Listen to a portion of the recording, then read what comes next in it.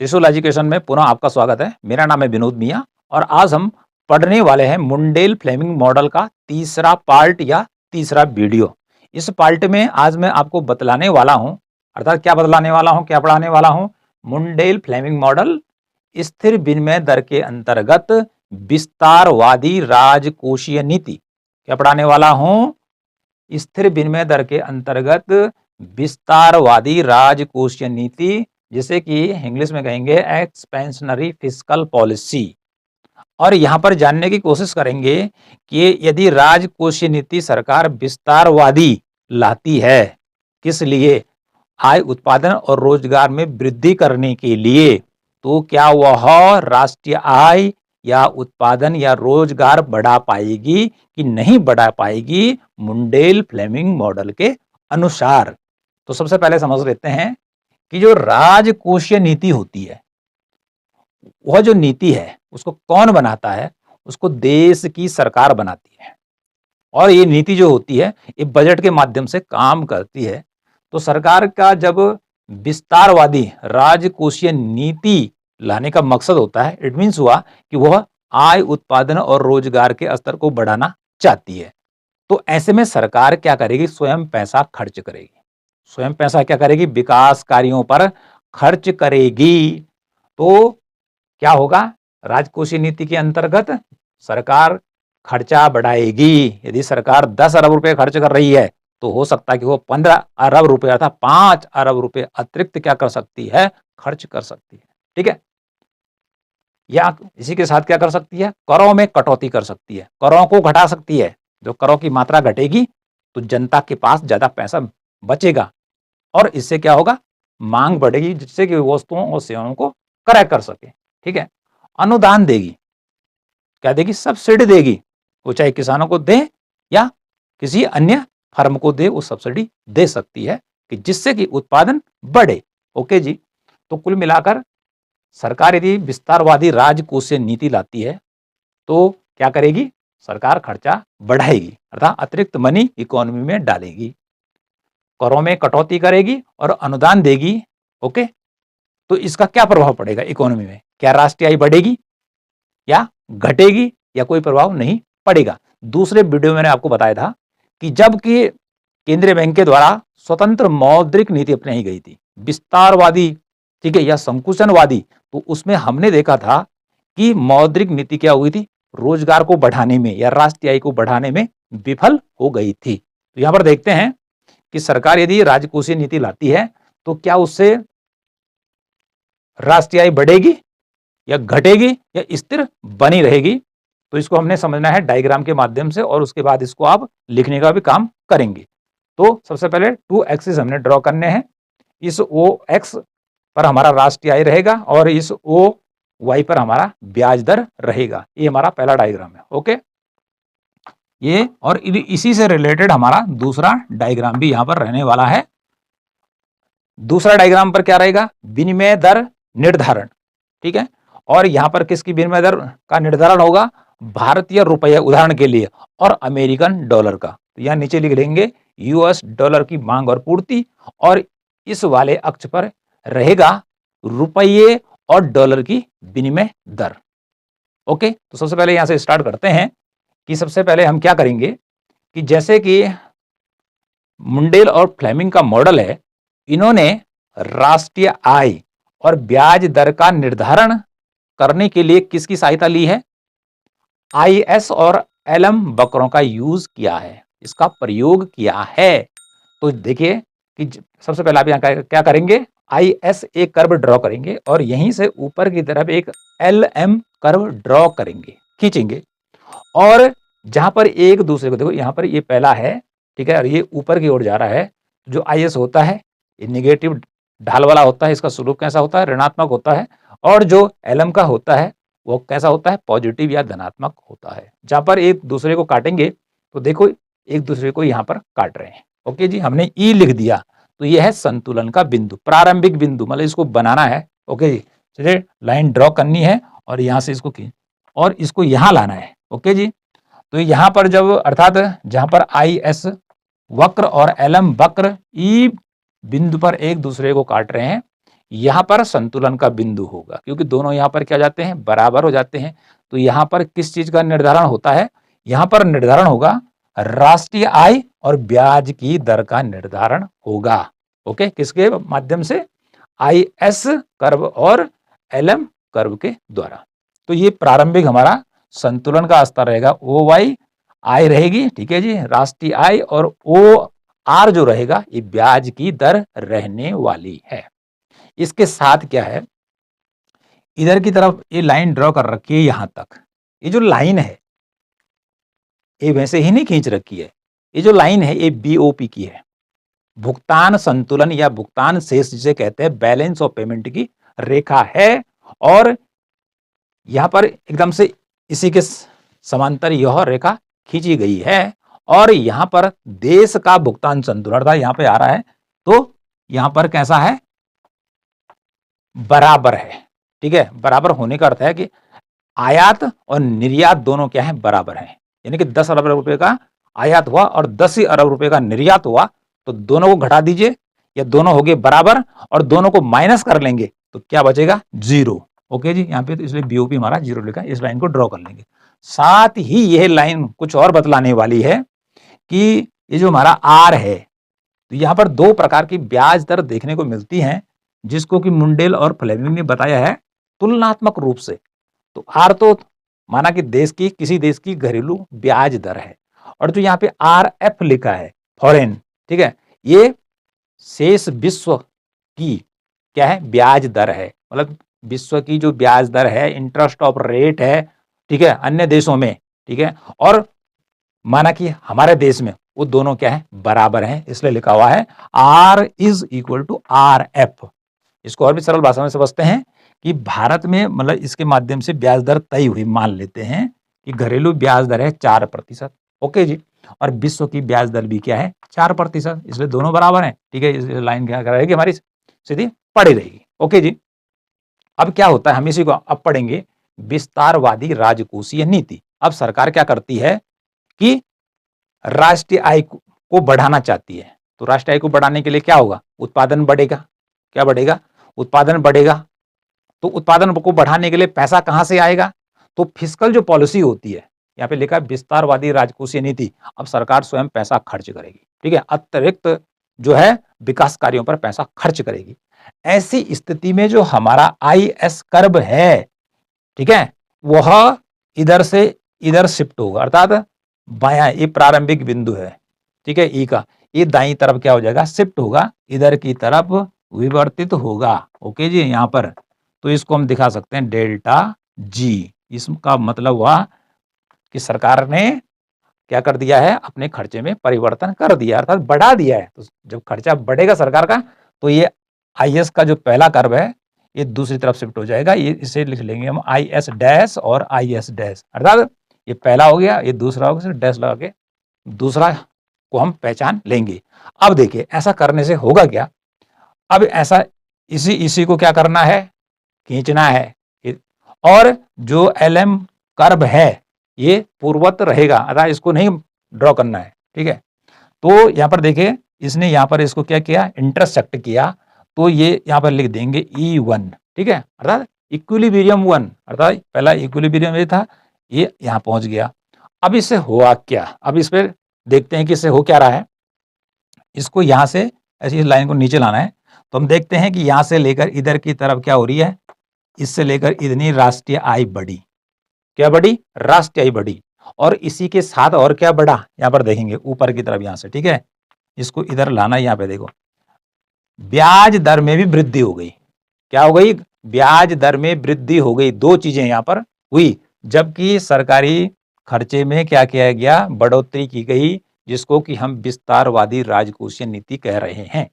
तो एक तो राष्ट्रीय आय यहां से लेकर यहां तक बढ़ी, हमने ये एरो बना दिया, साथ में इसके जवाब में, ठीक है, घरेलू ब्याज दर भारत के संदर्भ में समझ लेते हैं कि भारत में रेट ऑफ इंटरेस्ट बढ़ गया, और जो था पहले यहां था विश्व की ब्याज दर के बराबर, अब वो उससे अधिक हो गया। अब मान लेते हैं कितना हो गया, माना कि ये आपकी समझ में R1 नहीं आ रहा, मैं 9% ले लेता हूं, ठीक है। अब विश्व की ब्याज दर और पहले, ठीक है, यहां पर घरेलू ब्याज दर बराबर थी। लेकिन जैसे सरकार ने खर्चा बढ़ाया, ठीक है, राजकोषीय नीति अपनाई और जो हमारा आयस कर्व है वो दाईं तरफ शिफ्ट हुआ, राष्ट्रीय आय में बढ़ोतरी हुई, जवाब में ब्याज की दर भी बढ़ी, क्योंकि यहाँ पर संतुलन का बिंदु इधर करना है। अब अंकों में ले रहा हूं उदाहरण के लिए। अब देखो, विश्व की ब्याज की दर रह गई 4% और भारत की ब्याज दर बढ़ गई 9%। तो इसके जवाब में क्या होगा कि भारत में जो विदेशी निवेशक हैं, क्योंकि ब्याज दर ज्यादा है भारत में, तो अपना पैसा कहां खर्च करेंगे? भारत के पूंजी बाजार में खर्च करेंगे। ठीक है, विदेशों का पैसा, माना कि अमेरिका की बात करते हैं, तो अमेरिकन जो इन्वेस्टर हैं, निवेश करता है, वो लाभ कमाने के लिए भारत में अपनी पूंजी लगाएंगे। ठीक है जी, भारत के जो शेयर मार्केट है, पूंजी बाजार है, मुद्रा बाजार में अपना पैसा लगाएंगे, क्योंकि यहां पर 4% और यहां पर 9% है, तो 5% एक्स्ट्रा जो ब्याज दर उन्हें मिलेगा वो उनका लाभ होगा। इसलिए विदेशों अर्थात अमेरिका से जो डॉलर है, ठीक है, वहां कहां आएगा? भारत की तरफ दौड़ेगा। पूंजी का जो प्रवाह है वो भारत की तरफ होगा। ओके जी, तो जब भारत की तरफ पूंजी का प्रवाह होगा तो उससे क्या होगा, इसको अभी थोड़ा और समझते हैं। पहले डालते हैं नजर स्थिर विनिमय दर। इसमें ऐसा है कि स्थिर विनिमय दर को भी बनाए रखना है, तो इसको दूसरे डायग्राम के माध्यम से समझते हैं। यहां पर देखते हैं कि भारतीय रुपये और अमेरिकन डॉलर की जो स्थिर विनिमय दर है वो कैसे निर्धारित होती है। तो यहां से क्या करना है, एक वक्र आपने ड्रॉ करना है, खींचना और कुछ नहीं करना है। एक इधर खींच दे, ये डॉलर की मांग का वक्र है, डी लिखा है इस पर, डिमांड का है। यहां से ऊपर की तरफ खींचना, ये सप्लाई का है। तो कुल मिलाकर ये हो गया डॉलर का मांग वक्र और ये हो गया डॉलर का पूर्ति वक्र, जहां पर इन दोनों एक दूसरे से मिले। ठीक है जी, यहां से इंटरसेक्ट किया तो दोनों बराबर हो गई, अर्थात यहाँ पे संतुलन का बिंदु निर्धारित होगा। तो यहां से इधर खींचेंगे तो इसके बीच इतना है। ठीक है जी, यहां से लेकर यहां पर हो गया डॉलर की मांग और पूर्ति। ठीक है जी, और जहां पर ये बराबर हो गया था डॉलर की मांग पूर्ति, यहां पर बराबर हो गई, इसको इधर खींचना है तो यहां पर आर लिखा है। ठीक है जी, तो यहां पर आर का मीनिंग है एक्सचेंज रेट। तो यहां पर दो मुद्राओं का एक्सचेंज रेट निर्धारित होगा, कितना? ओ से लेकर आर तक। और वो कौन सी मुद्रा होगी? एक तो अमेरिकन डॉलर और भारतीय रुपये की विनिमय दर यहां पर निर्धारित होगी अमेरिकन डॉलर की मांग और अमेरिकन डॉलर की पूर्ति के द्वारा। ओके, अब इतना तो आप समझ गए होंगे, लेकिन साथ में यह है कि इस स्थिर विनिमय दर को बनाए रखना है। जैसे हमने पिछले वीडियो में बताया था कि विनिमय दर यदि गिरती है या ज्यादा होती है, लेकिन शर्त यह है कि उसको इस यहां तक बनाए रखना है। ठीक है, गिरने पर उठाना है और उठाने पर नीचे लाना है। ठीक है, जिससे वो स्थिर विनिमय दर को प्राप्त कर सके, ये भी इसकी शर्त है। अब देखिए यहां पर नजर डालना है कि जैसे ही रेट ऑफ इंटरेस्ट बढ़ा तो भारत में डॉलर आने लगा, डॉलर डॉलर डॉलर। ठीक है, तो ऐसी स्थिति अब यहां देखिए, जैसे भारत में डॉलर आया, किस कारण से आया? ऊंचे ब्याज दर के कारण। ठीक है, तो डॉलर अधिक आने के कारण डॉलर की पूर्ति बढ़ेगी। तो ये वाला डॉलर की सप्लाई का जो कर्व है, एक कर्व और खींचना है इधर से आपने। ठीक है, इधर से ऊपर की तरफ खींचना है और यहां पर जहां पर काटेगा ये वही रहेगा, यहां पर लिख देंगे E1। तो नया संतुलन का बिंदु होगा, इसको नीचे मिलाएंगे तो इतनी मांग और पूर्ति और बढ़ेगी, संतुलन का बिंदु यहां पर होगा। इसको इधर करेंगे तो यहां पर एक्सचेंज जो रेट होगा, ठीक है, वह क्या होगा? संतुलन बिंदु यहां आगे बढ़ेगा, लेकिन यहां से देखे एक्सचेंज स्थिर विनिमय दर क्या हो जाएगी? बिगड़ जाएगी। और क्या होगा कि डॉलर की तुलना में जो रुपया है वो महंगा हो जाएगा। डॉलर, क्योंकि डॉलर की सप्लाई क्या हो चुकी है? बढ़ चुकी है। पूर्ति बढ़ने के कारण जब डॉलर की पूर्ति, मतलब जितनी जो चीज ज्यादा होती है, आपूर्ति जिसकी ज्यादा होती है, तो उसकी कीमत क्या होती है? घट जाएगी। तो ऐसे में यहां से लेकर आर डैश तक डॉलर की क्या है? कीमत घट जाएगी। तो किसकी कीमत बढ़ेगी? रुपये की बढ़ेगी, क्योंकि जब डॉलर आएगा तो डॉलर के बदले रुपए की जरूरत पड़ेगी। वो डॉलर इधर लाएंगे, ठीक है, तो मांगेंगे किसको? रुपए को मांगेंगे। किसको मांगेंगे? रुपए को मांगेंगे। तो रुपए की विनिमय दर बढ़ जाएगी, अर्थात डॉलर अधिक देना पड़ेगा और क्या होगा? रुपए आपको कम मिलेंगे, ऐसा होगा। ठीक है जी, इसलिए ये वाला अर्थात सप्लाई बढ़ने के कारण अमेरिकन डॉलर की ये इधर खिसक गया, क्योंकि भारत में ब्याज की दर बढ़ चुकी है, इसलिए डॉलर आ रहा है, डॉलर की सप्लाई बढ़ी। ठीक है, सप्लाई बढ़ने से क्या हुआ? एक कर्व और खींचना ऊपर से, इसको यहाँ मिलाना है, N1 लिख दीजिए, इधर की तरफ बढ़ा, ठीक है। अगला संतुलन बिंदु E1 लिख देंगे, क्योंकि यहाँ E है, ये अलग हो गया E1 से। यहाँ पर ब्याज दर अर्थात दो देशों की विनिमय दर क्या हो गई है, बिगड़ गई है, अर्थात डॉलर की विनिमय दर भारतीय रुपए की तुलना में बहुत कम हो गई है। ओके जी, इतना काम हुआ। अब क्या होगा, अब जो काम है, क्योंकि यहाँ ब्याज दर आने के कारण dollar dollar dollar dollar dollar आ गया, ठीक है जी। अब क्या होगा कि जो देश में, अर्थात देश का जो केंद्रीय बैंक है, भारत का जो केंद्रीय बैंक है, उसका नाम है RBI, reserve bank of India, जो नोट छापने का काम करता है, ठीक है, और भी काम करता है। तो वो क्या करेगा, जो अतिरिक्त तो डॉलर है, तो उसके लिए तो बहुत अच्छा अवसर है इस समय, तो डॉलर को परचेज करना शुरू करेगा, खरीदेगा, ठीक है, डॉलर को खरीदेगा। तो क्या प्रभाव पड़ेगा, तो डॉलर को खरीदेगा, यहां से लेकर यहां तक जो डॉलर की सप्लाई बढ़ गई थी, ठीक है जी, यहां से मांग और पूर्ति के द्वारा यहां पर संतुलन हुआ था, तो यहां शिफ्ट हो गए थे ये वाला कर्व, ठीक है। अब इसको क्या करना है, डॉलर की सप्लाई को कम करना है, आपूर्ति को कम करना है, क्योंकि विनिमय दर को स्थिर अवस्था में लाना है। तो ऐसे में रिजर्व बैंक क्या करेगा, डॉलर, ठीक है जी, इस डॉलर को अपने पास खरीदेगा, ठीक है, अपने आरक्षित भंडार में खरीदने का काम करेगा। और जो सप्लाई का कर्व इधर दाईं तरफ शिफ्ट हुआ था, उसके बाद ये हो पुनः कहां पहुंच जाएगा, यहां से पुनः यहीं पहुंच जाएगा, और विनिमय दर फिर अपनी स्थिर अवस्था में पहुंच जाएगा। इतनी बात तो क्लियर हो गई। ओके जी, तो विनिमय दर, स्थिर विनिमय दर को बनाए रखने के लिए बहुत जरूरी है। तो डॉलर कहां गया, जो अतिरिक्त सप्लाई हुई थी डॉलर की, वो कहां गई, डॉलर को देश के केंद्रीय बैंक ने या रिजर्व बैंक ने खरीद दिया।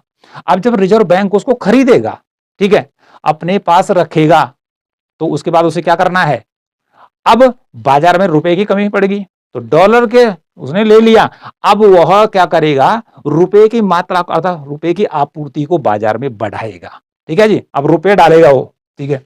अब क्या करना है आपने, यहां से आपने एक कर्व और ड्रॉ करना है, ये हो जाएगा LM, यहां पर हो गया LM डैश, अर्थात ये अगले के लिए हो गया, आपने इसको यहां से ऊपर किया, और यहां पर देखिए इसने IS को यहां पर इंटरसेप्ट किया यहां पर, ठीक है, और इसको यहां नीचे खींचेंगे और यहां नजर डालनी है। अब देखिए क्या हुआ कि पहले यह था प्रारंभिक बिंदु, यहां से गए E1 पे, ठीक है जी, और उसके बाद जैसे ही, ठीक है, वहां से डॉलर खरीदा और रुपए की मात्रा को बढ़ाया, तो ऐसे में जो ये कर्व है LM, ये किस तरफ शिफ्ट हो गया, ये दाईं तरफ शिफ्ट हो गया, दाईं तरफ शिफ्ट हो गया। ये बतलाता है कि रुपए की आपूर्ति बढ़ गई है, क्योंकि रुपए चाहिए, ठीक है जी, डॉलर को शॉर्ट करना है तो रुपए को बढ़ाना है।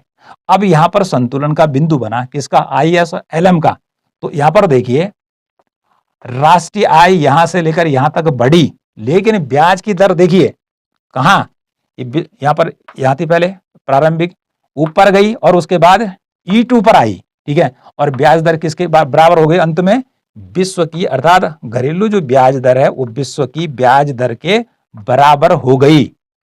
तो विस्तारवादी राजकोषीय नीति का क्या असर पड़ा देश की इकोनॉमी पे, कि राष्ट्रीय आय बढ़ी, अर्थात पहले इतनी थी, यहां से बढ़कर, अर्थात यहां से बढ़कर यहां तक Y2 तक आय बढ़ गई। तो कुल मिलाकर हुआ क्या, कुल मिलाकर ये हुआ कि स्थिर विनिमय दर हो और पूंजी क्या हो, पूर्णतः क्या हो, गतिशील हो, लघु खुली अर्थव्यवस्था हो, और सरकार क्या करती है, राजकोषीय नीति विस्तारवादी लाती है। तो ऐसे में राष्ट्रीय आय बढ़ती है, क्या बढ़ती है, राष्ट्रीय आय बढ़ती है। ये प्रूव हो गया कि यहां से लेकर यहां तक राष्ट्रीय आय बढ़ी, जबकि क्या किया गया, विस्तारवादी राजकोषीय नीति अपनाई गई, या हम कह सकते हैं सरकारी खर्चे बढ़ाएगी, या सरकार ने खर्चे को बढ़ाया, करों में कटौती की, अनुदान देना शुरू किया। तो यहां पर जो विस्तारवादी राजकोषीय नीति है, मुंडेल फ्लेमिंग मॉडल के अनुसार वह क्या है, राष्ट्रीय आय को बढ़ाने में सफल रही, ठीक है, क्या रही, सफल रही। इसको हमने आपको डायग्राम के माध्यम से समझाया, साथ में यहां पर भी दिखाया कि किस प्रकार से डॉलर की सप्लाई बढ़ी और उस सप्लाई को किसने खरीद लिया, ठीक है, वह रिजर्व बैंक ने खरीद दिया, ठीक है, और डॉलर की फिर बाजार में जो आपूर्ति थी वो स्थिर विनिमय दर तक, यहां तक फिर पुनः पहुंच गई। तो देखो एक का ऊपर बढ़ना और एक का नीचे गिरना, तो देखिए इससे क्या होता है, देखो यहां पर देखो, जब इंटरेस्ट रेट यहां ऊपर बढ़ गया, तो यहां पर अर्थात हमारे देश में जब डॉलर आ रहा है, तो ऐसी स्थिति में जो भुगतान संतुलन का खाता है वो तो प्लस में रहेगा ही, ठीक है जी, वो धनात्मक हो जाएगा, ठीक है। तो यहाँ पर बैलेंस ऑफ पेमेंट या भुगतान संतुलन देश के अनुकूल रहेगा। लेकिन जो पूंजी खाता है, क्योंकि भुगतान संतुलन का जो खाता है जिसमें पैसा आता है निर्यात करने से, एक है चालू खाता और एक है पूंजी खाता। तो चालू खाते में तो वस्तुओं और सेवाओं को बेचना शुरू करो, उसी से पैसा आएगा, ठीक है। और पूंजी खाते में जो डॉलर आया था बाहर से, ठीक है जी, वो ज्यादा हो जाएगा। तो जब भी राष्ट्रीय आय बढ़ेगी, देखो यहां से यहाँ पर राष्ट्रीय आय बढ़ी, इट मीन वो लोगों की आय बढ़ी। तो आय बढ़ने से क्या होगा, लोग विभिन्न प्रकार की वस्तुओं सेवाओं की डिमांड करेंगे, खरीदेंगे। भैया जॉब क्यों चाहिए लोगों को, भाई आवश्यकताओं को पूरा करने के लिए। तो आवश्यकताओं की पूर्ति करने के लिए डिमांड बढ़ेगी देश में, और डिमांड बढ़ने से क्या होगा, आयात बढ़ेगा। क्या बढ़ेगा, आयात बढ़ेगा, और निर्यात क्या होंगे, कम होंगे, ठीक है। तो चालू खाता जो है वह देश का प्रतिकूल हो जाएगा। लेकिन पूंजी खाता में क्या होगा, डॉलर आ चुका है, इसलिए जो बीओपी रहेगा वह पूंजी खाते से क्या होगा, यदि उसमें घाटा आता है तो उसको भर लिया जाएगा। तो बीओपी तब भी क्या रहेगा, भुगतान संतुलन हमारा क्या रहेगा, पक्ष में रहेगा या बराबर रहेगा। इट मीन्स वह प्रतिकूल नहीं रहेगा, घाटे का नहीं रहेगा। तो इसी को एक बार देख लेते हैं कि क्या होता है। घरेलू ब्याज दर विश्व की ब्याज दर से अधिक होगी, कब होगी, जबकि डेल्टा जी या विस्तारवादी राजकोषीय नीति सरकार अपनाती है, जिससे विदेशी पूंजी का प्रवाह घरेलू क्षेत्र की ओर होगा, क्योंकि ब्याज दर बढ़ चुकी है तो डॉलर देश में आएगा, ठीक है। इससे क्या होगा, घरेलू मुद्रा का मूल्य बढ़ेगा, घरेलू जो मुद्रा है वो महंगी हो जाएगी, डॉलर ज्यादा देना पड़ेगा, ठीक है, और रुपए आपको कम मिलेंगे। तो इससे क्या होगा, घरेलू मुद्रा का मूल्य बढ़ जाएगा, जबकि डॉलर का मूल्य ह्रास हो जाएगा। अगला देखिए, राष्ट्रीय आय में वृद्धि होगी, तो हम बता चुके हैं। तो कुल मिलाकर विस्तारवादी राजकोषीय नीति राष्ट्रीय आय को बढ़ाने में सहायक होगी, ठीक है जी। जबकि क्या होगा, ब्याज की दर और स्थिर विनिमय दर पूर्ववत बनी रहेगी। अर्थात जो ब्याज की दर है उसे लेकर यहां बनी है, ये तो बनी रहेगी भैया, ठीक है जी। अर्थात इस स्तर पर जितना था यहां पर ब्याज की दर विश्व की ब्याज दर के बराबर रहेगी, बट इसमें क्या हो जाएगी, वृद्धि हो जाएगी। तो आज हमने आपको क्या बताया, मुंडेल फ्लेमिंग मॉडल स्थिर विनिमय दर के अंतर्गत विस्तारवादी राजकोषीय नीति का प्रभाव, कि विस्तारवादी नीति को, राजकोषीय नीति को अपनाने से क्या राष्ट्रीय आय या रोजगार या उत्पादन में वृद्धि होती है। हाँ होती है, और यहां पर राजकोषीय नीति जो है सरकार की वह सफल हो जाती है। तो मिलते हैं नेक्स्ट टॉपिक के साथ।